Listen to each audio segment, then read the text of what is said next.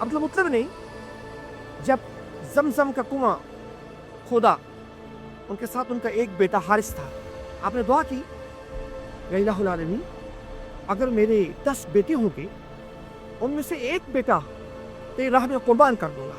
اللہ نے آپ کو 10 بیٹے دیے۔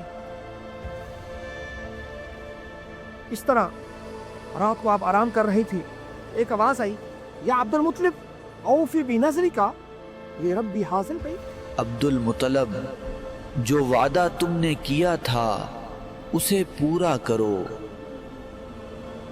عبد المطلب اٹھے، بچوں کے پاس گئے، بچوں نے کہا اے ہمارے والد محترم اوفی بنذرک ففعل ما شئت۔